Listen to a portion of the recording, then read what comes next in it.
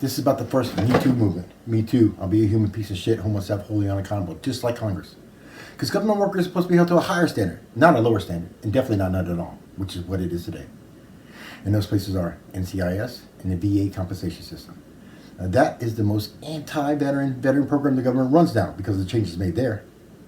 And all three of those places, they make the rules for you, they make the rules for themselves, and they are their own oversight. Now, when in history has a system like that ever worked? That's exactly how well it works at all three of those places. It doesn't. So NCIS. This came about because NCIS had asked for a raise from Congress. And somebody decided to look at their performance.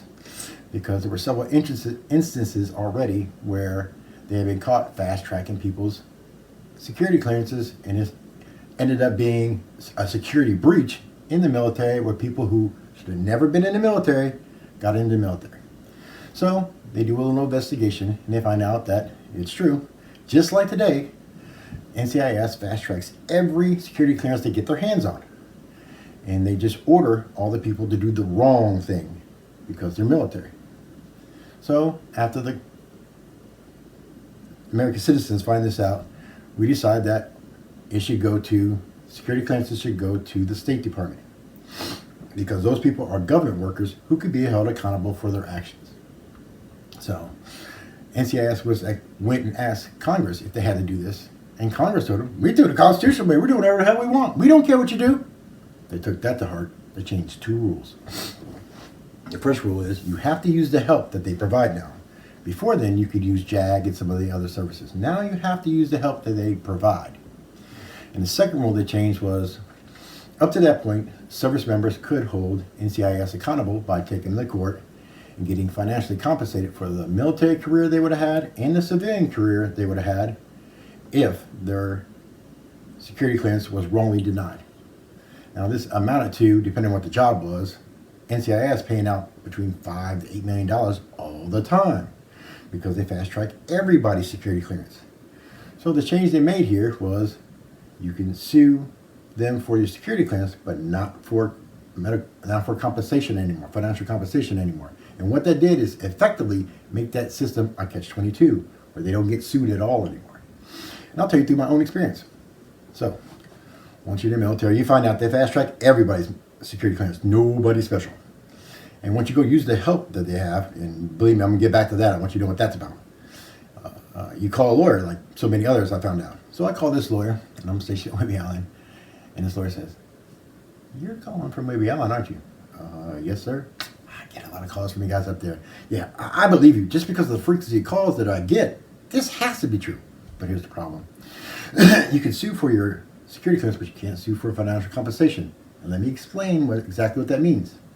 So you can sue them and take them to court, but you'd have to pay up front for all the court costs. And if you win, because it's court, nothing's guaranteed, if you win, you'll get back paid for all the legal fees that you paid. Now, with that said, if you want me to take the U.S. government to court, it'd be $1 to $2 million a year. I'm gonna need that up front. And that's the catch-22. The government knows you don't have millions of dollars, so you wouldn't be there. But let's say you won the lottery. Well, now you're kicked out of the military because you ain't going to listen to nobody, that's for sure. And you could sue NCIS now, but for security clearance that you can't use anymore. So how it's set up now is a catch-22 where they don't get sued at all and not held accountable anymore. So this help. You can imagine this place has changed any, unless it's been remodeled. So on Whidbey Island, the legal building, you walk in, and it's an L-shaped empty space. And there's 2 offices in there. The first one's about 20 feet back, the door. You look in there, it's a 12 by 12 room with 1 window. That's your help. This other office, a bigger office, that's JAG. They won't help you. So I walk into this lady's office. She looks both on the verge of a nervous breakdown and surprised somebody's walking into her office. She's got boxes of case files everywhere. The window's already halfway covered. There's 3 of them on the seat. There's 6 of them on her desk. So by the time we move all of these case files and put them on the floor so we can sit down and see each other, she can't even get out of her chair. So I tell her what my case is, and this is her exact reaction and what she said to me. 90% of the cases you see right here are not too different from what you just told me. Then she just broke down on me. I see it coming. And I don't help anybody. I'm here by myself. I have over 250 cases, and I just don't help anybody. Because if I get really serious on a case and start really working on it, then this person either moves to a different command or gets kicked out, and I have to start all over again. I don't help anybody. I don't help anybody. I don't help anybody. That's the help you have to use. So, security clearances are taken away from NCIS and given to the State Department, somebody who could be held accountable for their actions. Because NCIS is so stupid, they actually gave us a case study. So when Congress told NCIS they could do whatever they want and manage themselves, NCIS tells the American public that they are going to start punishing themselves. Now, the American public says that is not going to happen. The system has never worked. It never will. But for some reason, NCIS was insistent that this was true. That we're different. We can punish ourselves. We're special. It's not just the short buses you see dropping us off and picking us up at work. No. We are much more special than that. We can punish ourselves, and we're going to prove it to you. So they go out to prove it. You have to find this video because it's great. So they tell the news people who their victim is. And they have the news surprise this guy as he's getting out of his car in the parking lot. Now, he doesn't say one word, but you can see these thoughts play out on his face. So they're all hiding behind like vans and bushes and trees. And the guy pulls into the parking lot. They all come running out to him. And as he gets out of his car, I think it's some kind of prank. Oh, you guys got me. You got me.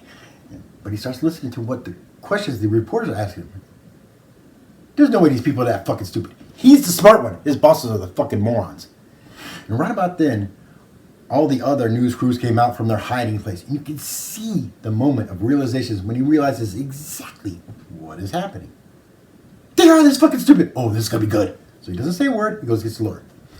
Now, on the news, there's this NCIS. We're going to punish ourselves. We're going to prove it to you. We're about to punish ourselves. We're about to prove it to you. So the day arrives.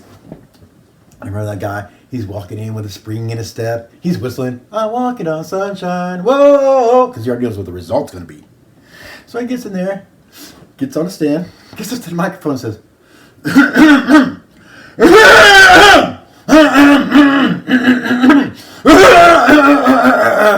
you told me to do it. So if I go to jail, you go to jail too. Gump. I guess we're both free to go, proving what everybody already knew in the first place. People will not punish themselves. This is literally why we have a justice system. So security clearances are taken away from NCIS and given to the State Department so NCIS can start focusing on our new main mission, which is stopping prostitution on the aircraft carriers. Because it sure as hell won't be security clearances anymore. That's a fact. So, the VA compensation system. Now, when the American people let this shit happen, you told us veterans exactly how much you care about us. You don't. So what's important here is how the system is both designed to work and how it used to work. Because this is the reason why it doesn't work today. So, how was it designed to work? Please note these numbers. How it was designed to work is that the doctors at the VA compensation system had 6 months to do 3 one-hour exit interviews with everybody getting out of the military. So this would be your CP exam. So as soon as you got out of the military, you got paid right away for all your disabilities. There was never any reason to call the VA compensation system unless you wanted to add something on. So everything was taken care of before you got out of the military.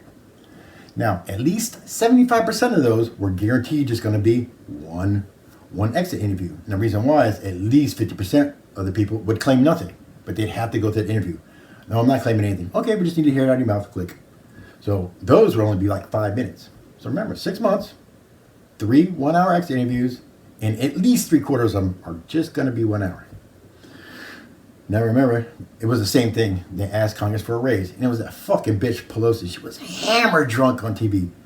We're doing whatever the fuck we want. We don't care what you do. And nobody said anything. But anytime that inbred drunk bitch gets on TV and says anything, nobody says anything. So they took that to heart, just like NCIS.